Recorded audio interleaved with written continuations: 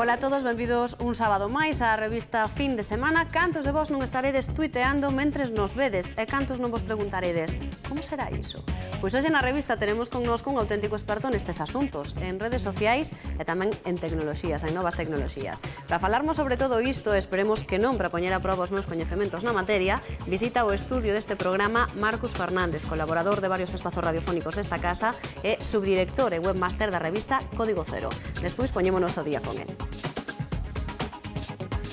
Porque hoxe temos connosco un home que, como pouco, nos vai axudar a entender mellor o funcionamento das redes sociais, a máis doutras moitísimas cousas relacionadas coas novas tecnoloxías. Esta persoa é, entre outras moitas cousas, colaborador desta casa, a través da Radio Galega, e webmaster e subdirector da revista Código Cero. Marcus Fernández, moi bo día, benvido, e gracias por acompañarnos. Bos días, gracias a vos. Hai moitísimas cousas ás que te dedicas, intentaremos desmenuzalas e ir tratando poquinho a pouco cada unha delas, pero inicialmente falamos desta revista de Código Cero que está de cumpleanos, chegades ao número 100, non? Parabéns ante todo. O número 100 e, curiosamente, aos 100 anos. E os 100 anos. Perdón, os 10 anos. Os 10 anos. Xa lle engadí un cero de máis. O detalle foi que simplemente nós empezamos como unha publicación que saía cada 2 meses e despois mudamos a sair mensualmente. Entón, claro, en vez de celebrar os 10 anos con 120 números, casualmente coincidimos o número 100 no aniversario. Unha destas felices coincidencias e que así, pois, polo menos, notase que nos consolidamos como medio de referencia para falar de tecnoloxías en Galicia e en galego. E, ademais, esta revista foi un proxecto que naceu precisamente da colaboración coa Radio Galega, porque tiñamos un programa daquela que se chamaba Código, e que falábamos de tecnoloxía, e nun principio víamos que tiñamos un certo problema para comunicarnos, e que na radio dar un enderezo de internet era bastante complicado. Porque ter que andar dicindo http://www, algo como simplemente ter que dicir Google non se escribe como soa, é ter que deletrealo cada vez que falas na radio era un pouco complicado, entón daquela decidíramos crear unha página web para poder poñer aí as ligazóns e que a xente pudera ampliar a información. Esa página web empezou a gustar, incluso antes de profesionalizada levamos un premio, e ao levar ese premio pues, decidimos que era unha boa idea dar un paso máis aló e facer unha revista para ter algo así un pouquiño máis físico, máis sólido, máis estable, e fomoslo mantendo con todos estes 10 anos, nun principio medio como hobby e agora xa é como algo moi profesional. Algo máis profesional, sí. Fálanos dos contidos desta revista número 100, porque evidentemente 100 números son moitos números e haberá que celebrarlo de alguna maneira. A verdade que o que fixemos foi, en vez de ter un número de entre 30 e 40 páxinas, pois xa fomos a 100 páxinas, unha cousa un poquinho máis consistente, e o que tivemos é moitos convidados, a parte de ter os contidos habituais, de gadgets, de videoxogos, de novas tecnolóxicas, pois metemos artigos, entrevistas a moita xente representativa do sector tecnolóxico galego para facer así un pequeniño repaso de todo o que é o sector e que así pois, nos poidan acompañar neste número especial. Xente que xa foi saindo en moitos números anteriores, pero que desa maneira os temos recollidos nun único exemplar que queda así un pouquiño como para o recordo. Supoño que faredes algo así como un repaso polos grandes avances tecnolóxicos que se producen no noso país, pero tamén teredes en conta o que son os retos de futuro, non? As cousas que ainda están pendentes. Eso estamos aí sempre constante, porque finalmente o grande reto que temos sempre é casi o mesmo, o da superar a fenda digital, que iso é o obxectivo que se ten dende que comezou a publicación, porque sempre se procura que o rural, por exemplo, que teña acceso á rede, pero claro, non só é ter acceso o que se refira a poder contratar unha conexión, senón tamén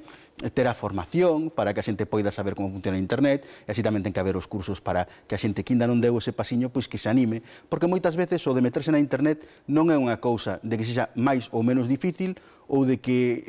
teña unha utilidade ou non, é simplemente que a xente non coñece o que a rede lle pode chegar. E unha vez que o forman e descubre as cousas que ten de boa rede, é cando se animan e xa dan ese paso, porque se lle preguntamos a xente da rúa, falan de que igual un de cada 5 non lle interesa a internet. Claro, como podes dicir que non lle interesa se na internet hai de todo? O que pasa? Que non sabe que de algunhas cousas que lle interesan a él hai contidos na rede. E se o descubriran, verían que é unha ferramenta de traballo e tamén unha fonte de contidos de lecer que tamén resulta moi interesante. Dicíamos na túa presentación que és colaborador desta casa a través da Radio Galega de 2 programas, da revista da tarde. Digo a revista porque é como o irmán radiofónico deste espazo televisivo, e tamén de banda ancha, non? Onde precisamente colámonos na emisión do programa. Banda Ancha é o programa que facemos, emite os sábados pola tarde na Radio Galega. Ese sí que é un programa específico de tecnoloxía. En cambio, o que na tarde é unha colaboración semanal para falar un poquinho destes temas, pero tamén tratarles un poquinho de todo, non cinguirse tanto o tema tecnolóxico en sí. E despois tamén, ocasionalmente, tamén pasamos un poquinho de cando en vez pola tele, principalmente pola Solaina, que é así un programa un pouco así máis animadiño, tamén unha cousa semellante a como facemos na tarde. E que tal a experiencia? Eduardo, bueno, antes xa nos comentabas que é distinto falar de novas tecnoloxías a través das ondas que escribir sobre isto, non? Sí, o que ten aquí na radio, precisamente, o que facemos é non profundizar tanto, non andar tanto soltando datos, porque iso sí que é algo que se pode facer moito en papel, o de andar comentando os píxeles que ten unha pantalla, os megapíxeles que ten unha cámara, todas esas cousas en papel teñen certa utilidade, e tamén en impreso no ordenador, porque podes comparar con outras cousas, os datos, en cambio, oídos non son o mesmo e non se debe concretar tanto, e o que facemos é simplemente intentar achegar máis a xente a tecnoloxía, decirlo todo dun xeito sinxelo para que a xente o comprenda, e tamén o que buscamos é que se dean a coñecer cousas que se fan en Galicia e que cheguen así a todo o mundo, porque sempre procuramos ter unha ou dúas entrevistas dentro do programa de Banda Ancha para que a xente coñeza pois dende cousas que organiza a administración, cursos, novos proxectos, dende asignatura electrónica ata a receita digital, todas estas cousas, todos os avances que van chegando, pero tamén pois empresas que fan proxectos, fan videoxogos, fan páxinas web interesantes, e que son de interese normalmente para todo o mundo, e a xente a veces ni sequera sabe que esas páxinas coñecidas están feitas en Galicia, e iso tamén é algo que é bo reivindicar. Con Cris e con Rocío, cando nos visitaron, cando estiveron tamén aquí no plato da revista, falamos das novas tecnoloxías e da maneira en que influen a nosa forma de traballar, non? Os medios de comunicación. Dende o teu punto de vista, Marcus, temos estas novas tecnoloxías, as redes sociais, perfectamente integradas no noso traballo? Nun principio, ainda se pode mellorar como en todo, pero polo menos está abrindo unha cancela que comunica o que os directos co público, que iso era algo que ata o momento era moi complicado, porque na radio ainda así era habitual o de abrir as líneas telefónicas e aceptar cuestións, pero que agora poden chegar moitísimos comentarios de moitísima xente e non está xa limitada a participación nun programa radiofónico ou incluso nun de televisión ao tempo, senón que se poden meter imaxes de, o sea, na televisión pois podes ter texto sobre impreso, na radio pois poden ler os comentarios que fan no Facebook, son máis interesantes sobre un tema, e todo iso dinamiza e ademais tamén axuda a que a xente que é responsable dun programa saiba o que interesa a audiencia. As cousas máis comentadas saben que se poden repetir outro día porque van seguindo captando a atención e todo iso pois contribúe a facer todo un pouco mellor. O que pasa é que despois tamén hai unha parte que é a que sí que hai que mellorar é utilizar as ferramentas sociais non só para a comunicación, senón tamén para a prospección, o sea, para intentar saber por onde van ir as cousas no tempo, poder reaccionar rápido pois a novas de última hora ou a adivinar ou simplemente predecir temas que poden resultar de interese co tempo. E aí as redes sociais sí que teñen moito potencial, o que pasa é que ainda é bastante complicado facer todas esas labores porque non sempre temos as ferramentas que axudan a monitorizar e saber como vai todo. No caso, por exemplo, de Twitter hai unha ferramenta que resulta moi práctica que son os temas do momento, que chaman por trending topics, que axuda moito a saber que o que se está falando moito, pero pouco a pouco vai chegando elementos semellantes ao resto de redes e así poden axudar un pouco para saber que é o que está no do último minuto falando a xente e sempre axuda pois a elixir os temas que se tratan nos programas. Que marcan totalmente a actualidade informativa. A tendencia, o que ten é que igual tamén banalizan un pouco nos trending topics. Claro, depende da temática. Sí, hai moita temática que é moi demasiado que non daría moita profundidade para tratar porque ou é dende a película que están botando en televisión a esa hora, que é o típico tema que se comenta sempre. Algún cotilleo de famosos tamén aparece sempre, ou incluso os nomes dos xogadores de fútbol cando hai un encontro deportivo. Claro, entón aí iso distorsiona un pouco a percepción que temos das cousas, pero de cando en vez aparecen temas que nos sorprenden e vemos que sí que están dando moito que falar e que en cambio non aparecen nos medios de comunicación tradicionais. Entón aí vese que non sempre o que sai na televisión, na radio, na prensa coincide co que fala a xente habitualmente e iso notouse moito en certas revolucións que hubo na internet, polémicas coa da lei Sinde, todas esas cosas que na rede foron unha explosión moi grande e que produciuse o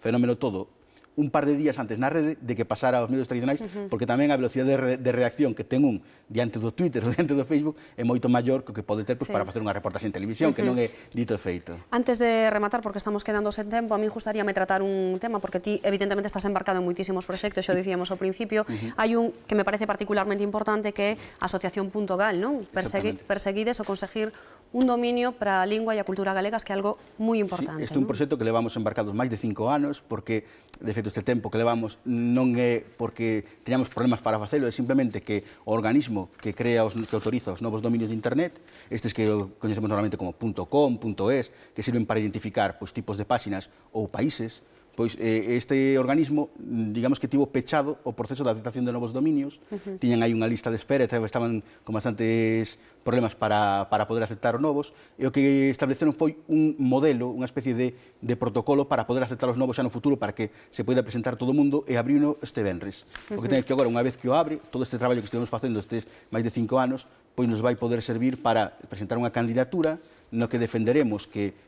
somos unha lingua, unha cultura que merece a pena que se represente na rede, que é sustentable económicamente, o sea, que ese proxecto se vai poder manter porque hai suficientes nomes de dominio en Galicia e de temas galegos como para poder mantelo, e despois tamén que técnicamente somos capaces de levalo. Unha vez demostrado eso, eles verán se hai algún tipo de problema con ese dominio, que no principio non o ten que haber, e así, para mediados de 2013, poderíamos ter funcionando un dominio galego, de xeito que así a xente vai saber que cando pon o nome do seu concello e engade un .gal ao final, que vai estar a página web do seu concello. Ou incluso, cando queira buscar algo na internet, podrá ir a google.gal e vai facer unha busca en galego, na que terán prioridade as páxinas en galego, e non terá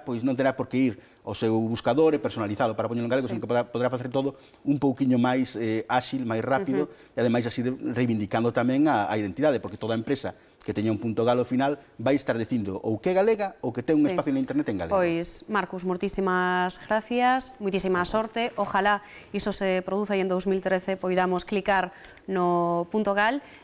O dito, moitísimas grazas por acompañarnos aquí na revista.